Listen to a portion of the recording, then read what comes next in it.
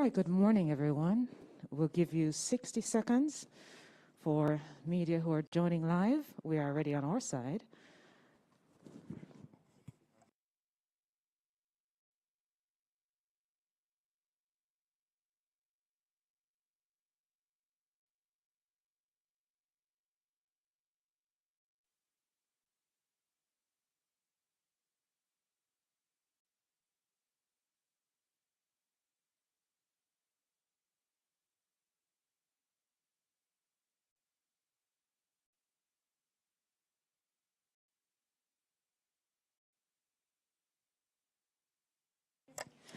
Good morning, everyone. It's 18 minutes past 8 o'clock in Kingston, Jamaica, and welcome to our live press briefing with Prime Minister, the Most Honorable Andrew Holness from the Media Center here at Jamaica House. With the Prime Minister this morning, we have the Honorable Dr. Horace Chang, the Deputy Prime Minister and Minister of National Security, the Honorable Robert Nesta Morgan, the Minister without portfolio in the Office of the Prime Minister with responsibility for information, the Honorable Xavier Main, the State Minister in the Ministry of National Security, Rear Admiral Antoinette Weems-Gorman, the Chief of Defence Staff, Major General Anthony Anderson, the Commissioner of Police, Dr. Derek McCoy, the country's Attorney General, and other dignitaries here. The Prime Minister is here. May we ask those inside to be seated? And we say good morning, Prime Minister.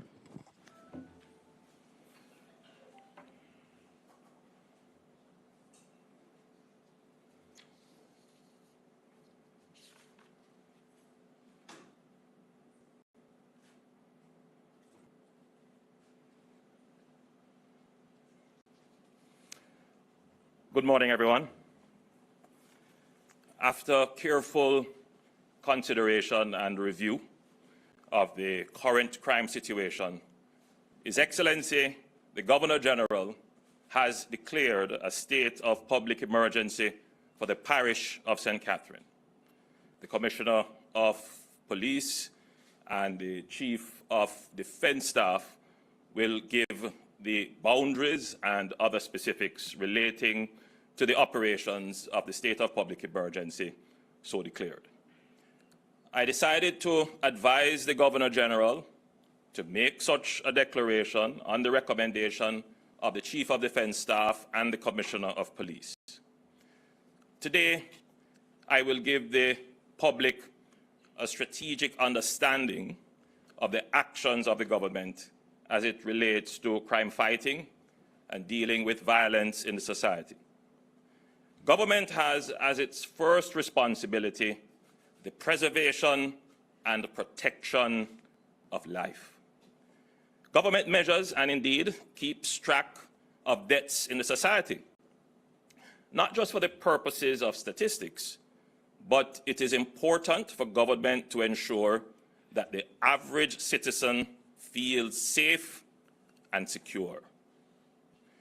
We understand that persons in our society will die. Death is a part of life. People die every day from natural causes, for health reasons, from accidents and motor vehicle crashes. But even then, the government still measures it. It keeps a track. And the government, for example, is always very concerned when we see Jamaicans dying from non-communicable diseases, for example, such as hypertension, diabetes, and other such diseases. And in fact, if deaths related to health reach a certain level, we sound an alarm. We call for emergency measures, such as we did during the COVID-19 pandemic. Most countries globally did so, and this was clearly justifiable. There would be no issue as to whether or not we should institute emergency measures to preserve life in those circumstances. However, there is another set of circumstances which cause death, and this is violence. Violence is pretty much a disease and should be treated as such. It is a disease. And indeed, In our society, unfortunately, we have come to accept violence, if not normalize violence. We have calculated into our normal social transactions violence, so it would appear that there is no sense of urgency when we lose lives as a result of violence, including organized and calculated violence. As it relates to deaths as a result of criminal activity, gangs, there are three actors that we have to pay attention to. Dons, who lead gangs and who use guns, that is one feature. Guns, the other feature. And we have to pay attention as well to our young people, particularly our young males who get pulled into gangs, organized by dons and given guns. The main cause of violence that creates the kind of fear, indeed terror that we are seeing in some communities, is as a result of the organized criminal activity of gangs and guns, and the young men in particular that they recruit. So the government of Jamaica has to act.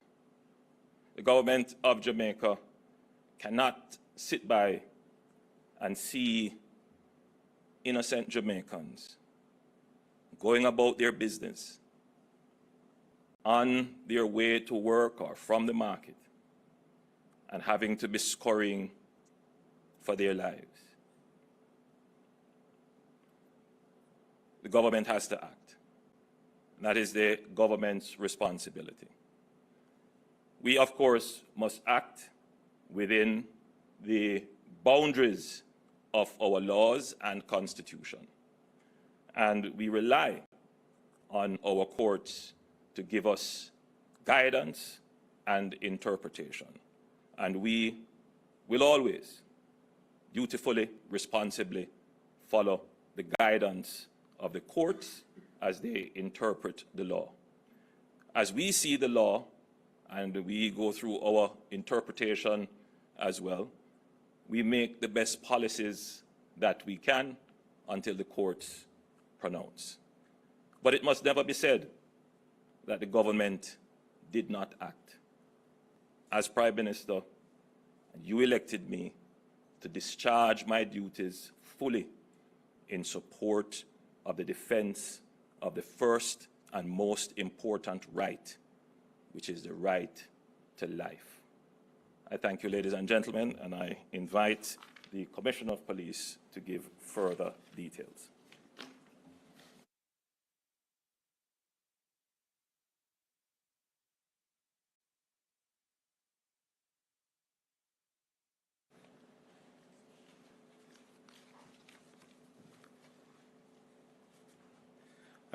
Thank you, Most Honourable Prime Minister. Ladies and gentlemen, members of the media, good morning.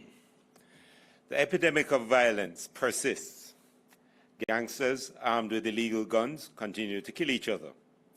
The high level of violent crime being experienced in St. Catherine, particularly within the past 2 months, has risen to a scale and nature that greatly endangers public safety.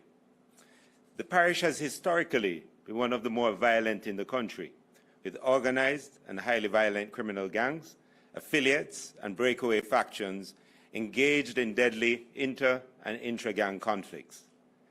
These conflicts have reached the stage where family members, including the parents of gangsters, have been killed in reprisals and counter-reprisals.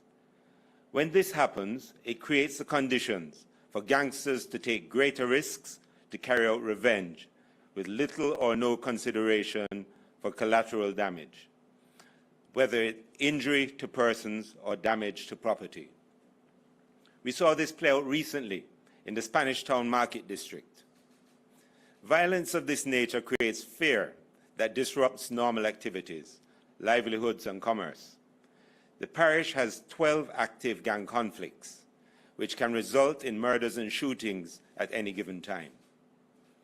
Since the beginning of 2022 in St. Catherine, we have arrested 82 persons for illegal possession of firearm, ammunition, or both, and seized 59 illegal guns, an increase of 28% compared to last year.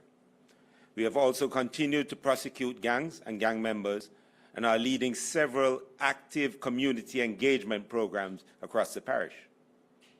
Despite these efforts, as at June 15, the St. Catherine North Division recorded 70 murders and 51 shootings, representing a 52% and 76% increase respectively when compared to the similar period in 2021. Meanwhile, in the St. Catherine South Division, 58 murders were recorded over the period, as was the case last year, and 53 shootings recorded compared to 43 last year, an increase of 23%. 6 weeks ago, the St. Catherine South Division was experiencing a reduction in murders by 40%. The recent conflicts in the St. Catherine North Division have extended themselves into the southern section of the parish to include Portmore and Old Harbour. As a consequence to all of this, and in consultation with the Chief of Defence Staff, we requested that a state of public emergency be declared in the parish of St. Catherine. We have seen the data. We have demonstrated through previous SOEs that this methodology has been very effective in quickly reducing violent crimes. An SOE at this time will allow us the opportunity to optimize available resources, in particular the support from the JDF. As we advance the strategies to reduce crime and violence across all police divisions, we continue our focus on gangs, guns, and gunmen. The Get All the Illegal Guns campaign continues, with 368 illegal guns seized, an increase of 8%. And in June alone, we have already seized 48 illegal guns, and we have also seized 7,449 rounds of ammunition, an increase of 52% over last year. Significant emphasis is being placed on intelligence and investigation, utilizing all available technology. We have built our institutional capacity to respond appropriately with due care and regard for the rights of citizens. Within the boundaries of the SOE, we'll be conducting a suite of operations that will see increased presence and movements of the security forces. We'll attempt to manage the impact of our activities on persons going about their normal business. However, there is likely to be some disruption and delays, and we ask for your patience and understanding as we collectively respond to the violence in St. Catherine. The public can assist by complying with the security officers at checkpoints, adhering to the curfew guidelines, and notifying the JCF of any breaches of professional conduct by members. For persons residing outside of St. Catherine, please advise us if you see persons turning up in your communities that you may have concerns about. The public can contact us, as always, by calling the JCF tip line at 811, Police Emergency at 119, or Crime Stop at 311. Thank you, Prime Minister, ladies and gentlemen.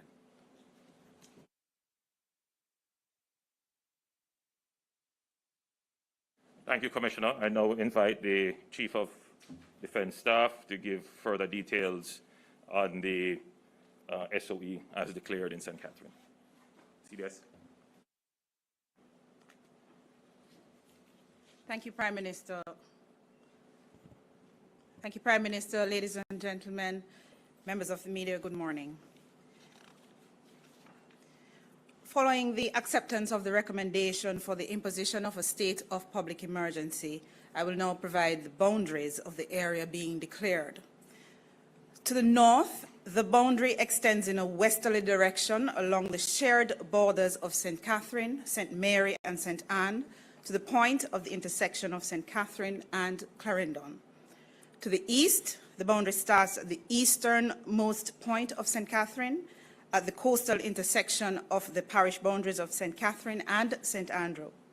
The eastern boundary then extends in a northwesterly direction along the shared parish boundaries of St. Catherine, St. Andrew, and St. Mary.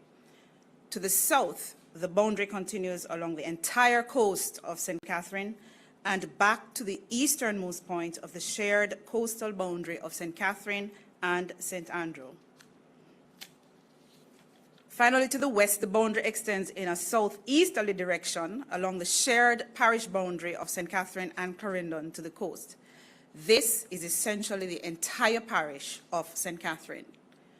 While we acknowledge that persons may be concerned about the implications of the internal security operations that occur under a state of public emergency, citizens can be assured that the JDF will operate within the parameters of their training and resources to ensure the protection of the human rights of all Jamaicans. The purpose of these operational activities is not to inconvenience citizens, but rather to add a robust element of security for law-abiding citizens while we work earnestly to rid the communities of criminal elements. We therefore ask that the citizens who live, work, or travel within the areas impacted by the SOE cooperate with the members of the security forces on the ground. We are all working to a common goal of making Jamaica a safer place, and this can only be achieved through a unified effort. So I endorse and reinforce the words of the Commissioner of Police to ask citizens to engage us through the various means of providing information to assist in ridding your communities of crime and violence. Thank you.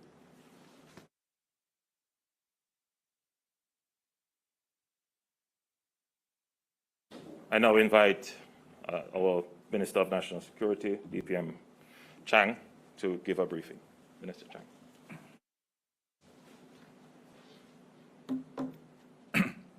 Thank you, Honorable Prime Minister, Commissioner of Police, Major Jonathan Anderson, and our Chief of Defense Staff, ladies and gentlemen. The St. Catherine North Division has been the venue of continuing gang violence over the last 2 months, escalating seriously to another threat level that took it beyond ordinary means of law enforcement. There was a quadruple shooting on the 5th of June, and after that there were intermittent shooting and individual murders. Another day of 5 murders took place on the 14th of Tuesday the 14th. There are reports of increasing extortion and threats to law-abiding citizens, indicating a level of intolerable violence within the community of St. Catherine, in particular urban St. Catherine. The criminals are terrorizing our citizens, inducing fear to our citizenry within the community. These criminals are dynamic and heavily armed, moving through many areas of the community in popular vehicles, areas where they are known by the citizenry and are expected to move, but are in fact members of gangs intertwined within the space of the community. Necessary laws to remove these violence producers is embedded within our state of public emergency. To remove them and stabilize the community. The gangs are embedded within the communities. They are members of the community. There are several large gangs across northern St. Catherine, in particular in northern St. Catherine, there are 2 big organized units that have, in fact, had persistent criminality in the area. On this basis, the Honourable Prime Minister accepted the advice of the Chief of Police and the Chief of Defence Force and advised the Governor General to declare a state of emergency within the area. The violence produced in this area need to be removed immediately to restore order and restore public safety. The security force will find the violence producers. We know where they are. We'll apprehend them and restore calm and public order. The Ministry of National Security provides the required support to the police force. We'll take every step and give every effort and provide the rest of the resources to remove these murderers and violence producers within the community. They are working hard and are impacting on the situation across the country, but these gangs embed the community, whether it's wildlife or clans, unruly or one other, and many others out there. We'll find them, we'll dismantle them, and remove the criminal elements from our community. The level of violence and the number of violence producers out there cannot be managed within normal law enforcement activities. The police, security forces require this kind of legislation and legal support to remove them at this point in time. And they'll be kept under continuous review, and the Prime Minister advised as to the station within the St. Catherine space. I thank you, ladies and gentlemen.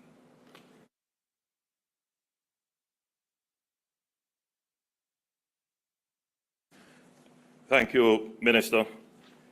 So, by this action, we have formally declared a state of public emergency, and we now so advise for the parish of St. Catherine. And I use the term deliberately. We have now formally declared. The truth is that by whatever standard that you would wish to measure the situation, a state of emergency is an appropriate description for the criminal challenges that exist in the parish of St. Catherine. As to whether the political and legal debates support that, that is another argument. As it stands now, with the laws that are on our books and the best interpretation and advice that we have until a court pronounces, the government must demonstrate to the people that it is willing to act, including to the criminals. If there is an alternative position or a different interpretation or perspective that should come to bear, we are a government that is always a government that abides by the law. And whatever the clarification to the law is, this government will always follow that, because we are a government of law. But we must give our citizens confidence that we will use whatever powers that are available under the law judiciously, reasonably, for the protection of the rights of the citizens. And so I think the people of the country will have faith in this government that it will act using the full powers of the law to address the problems that exist, particularly the problem of crime and violence. I will invite 2 questions. Naomi, do you want to direct the questions? Thank you so much, Prime Minister.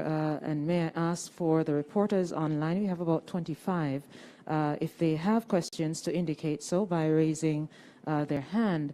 Prime Minister, ahead of your coming, I did announce, and just for clarity and transparency, that we do have a very full day, and the expectation based on the advisories we have given media, yes, sir, that we really will be very short this morning.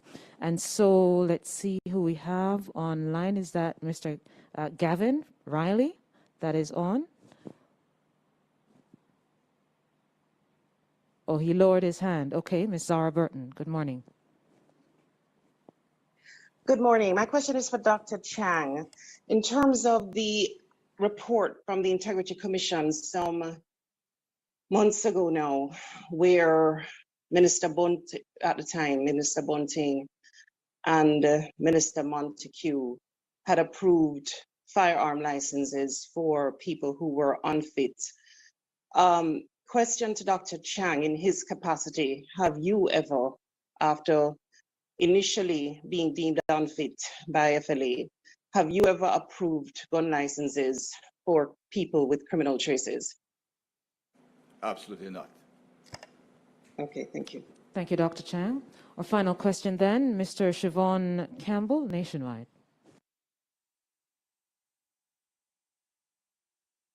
Good morning. Can you hear me? Hello?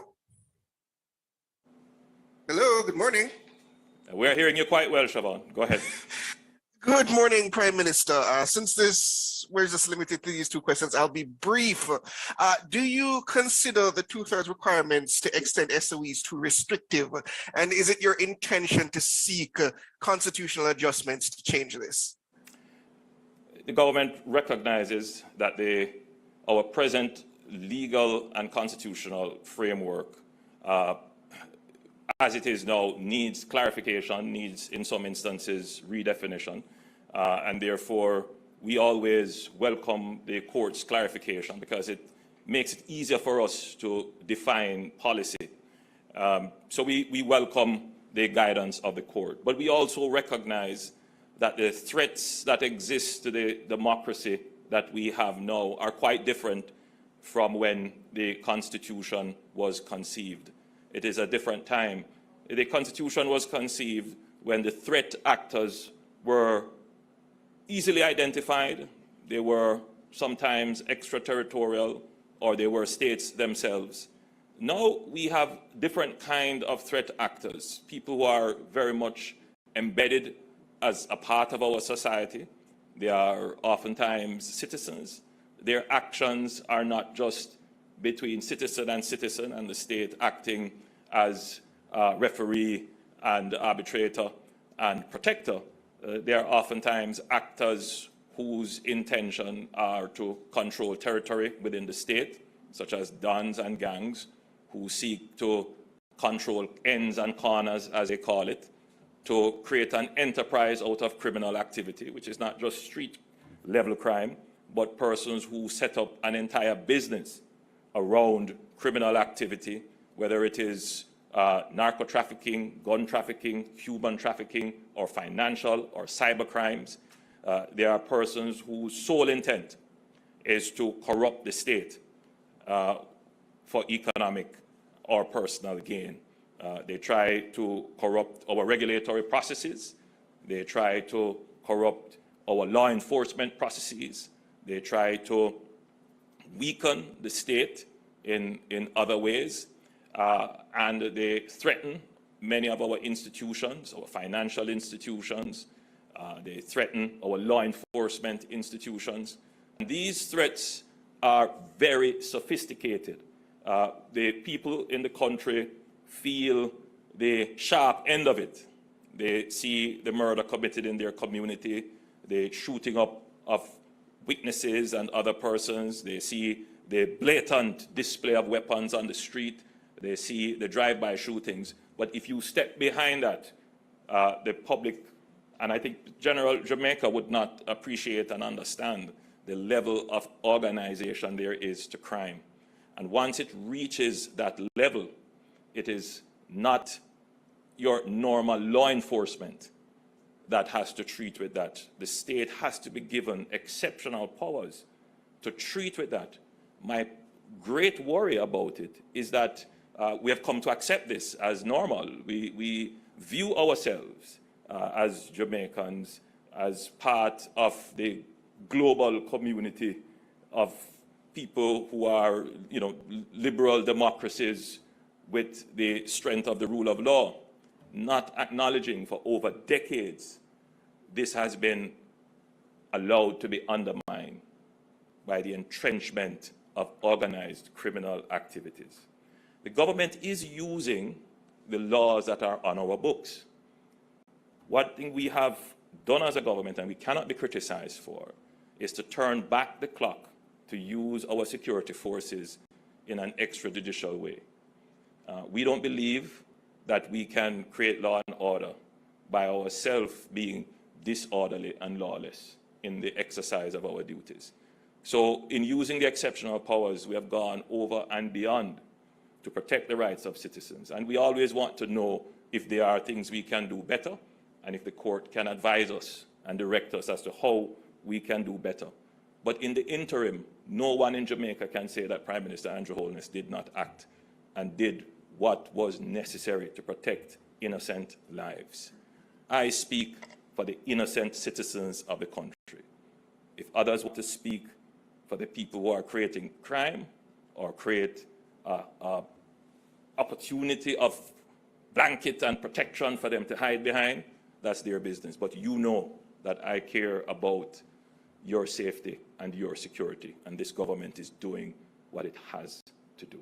Ladies and gentlemen, I thank you. Thank you so much, Prime Minister. Thank you so much to our Deputy Prime Minister, the Honourable Dr. Horace Chang, as well as the Honourable Robert Nesta Morgan, the Minister without Portfolio in the Office of the Prime Minister with responsibility for information.